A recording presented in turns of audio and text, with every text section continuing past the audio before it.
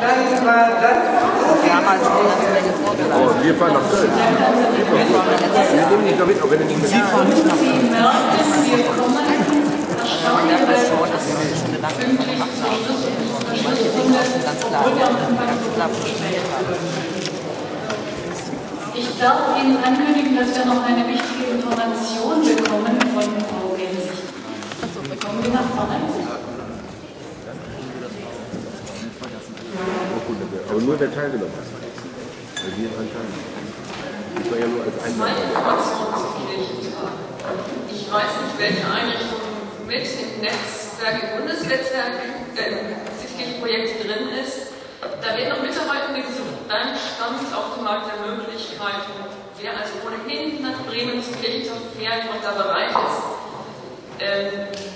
wendet sich am besten an seinen Projektleiter und einfach zu sagen, ja, da könnte ich mitarbeiten, dass es weitergegeben werden kann. Wer Interesse hat, nochmal an einen Einführungsworkshop, vom Netzwerk christlicher Kneipen und Cafés bieten wir noch einmal einen Workshop an, ins Café gekommen, Gott getroffen. Warum Christencafés starten sollten? Am Samstag um 16:30 Uhr, von 16:30 bis 18 Uhr im Zentrum Gemeinde, wo auch immer das ermöglicht sein wird. Für Einrichtungen, die sich selber nochmal mit anderen austauschen wollen oder Sachen in der Anfangsphase klarkriegen wollen oder wenn sie von anderen hören, die überlegen, wollen wir sowas starten. Das ist eigentlich wirklich so ein Einführungsworkshop. Herzlich willkommen dann. Danke für die Hinweise und die Rückmeldungen für den Kirchentag. Falls Sie als Einrichtungsleiter auch nicht wissen, wohin damit, können entweder mit uns vom Arbeitskreis Kirche in der City weitergegeben werden oder über die Homepage Netzwerk citykirchenprojekte.de direkt an das Netzwerk. Ja, wir haben dieses Mal keine Runde vorgesehen, in der wir uns gegenseitig berichten, das haben Sie gemerkt. Sollte es etwas ganz Wichtiges geben, was absolut gesagt werden muss, dann haben Sie jetzt eine halbe Minute Zeit, aber keine generellen Berichte über die Einrichtungen und das, was wir schon wissen, sondern höchstens was ganz, ganz Neues, Wichtiges, unbedingt Sagbares. Muss jemand? Das sieht nicht so aus, hat das abschreckend genug eingeleitet. Dankeschön. Dann komme ich zum Danksagen.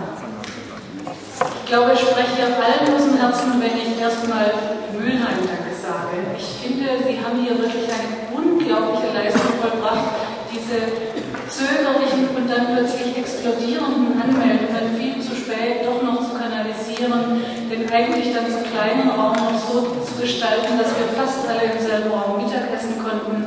Unsere Menschenmassen von einem Ort zum anderen zu bewegen, das war logistisch eine enorme Herausforderung. Ich finde das ganz toll und das ist erstmal ein Sonderapplaus wert.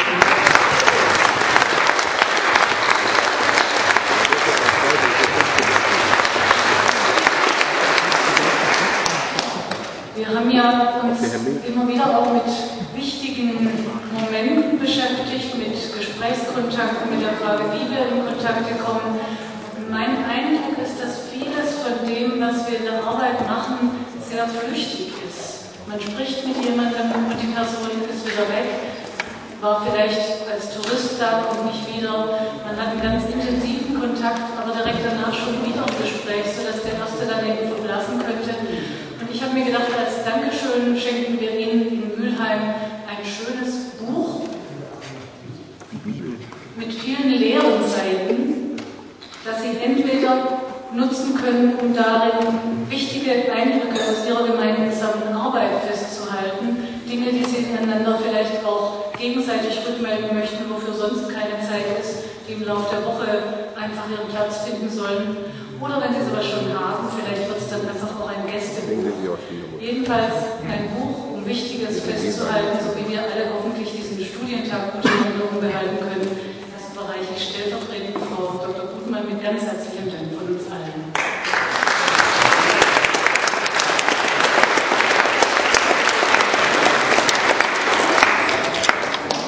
Dann möchte ich nicht versäumen, Ihnen zu verraten, dass Michael Windhövel zum ersten Mal in seinem Leben eine PowerPoint-Präsentation gemacht hat.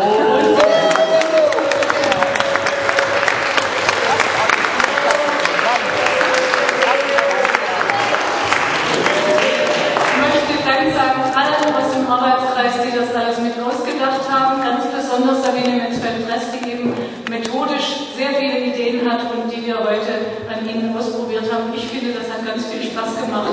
Danke für Ideen und Durchführung.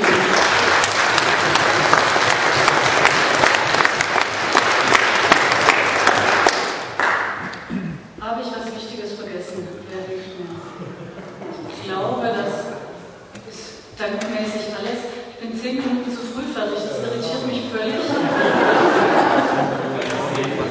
Ja, super, danke, das ist die Idee, damit überbrücken wir die Zeit. Wer lädt uns nächstes Jahr zum Studientag ein? Es ist immer der letzte Samstag im Januar. Sie können sich das als Termin ganz frühzeitig merken, damit niemand überrascht wird. Am letzten Samstag im Januar 2010. Wer lädt uns ein?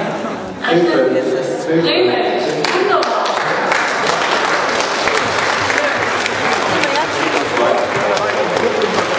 Genau, ich wieder eine PowerPoint machen.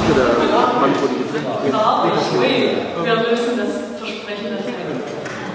Damit ist das auch geklärt. Mir fällt nichts mehr ein, dann würde ich gerne mit Ihnen zum Schlusssegen kommen. Ich weiß nicht, wer von Ihnen heute Morgen die Losung gelesen hat. Das Schöne ist, die Losung für den heutigen Tag ist die Jahreslosung. Das hat mich sehr gefreut. Was bei den Menschen unmöglich ist, das ist bei Gott möglich, ist als Text aus dem Lukas-Evangelium in der heutigen Losung drin. Wir haben das im Kirchenpavillon auch unseren Unterstützern geschickt mit einem interessanten Gedanken, dass nämlich bei Gott kein Mensch unmöglich ist. Und ich finde, mit diesem Satz können Sie gut in dieses Jahr gehen. Was bei den Menschen unmöglich ist, das ist bei Gott möglich. Und bei Gott ist kein Mensch unmöglich. Es segne uns der allmächtige Gott, der Vater, Sohn und Heilige Geist. Amen. Ein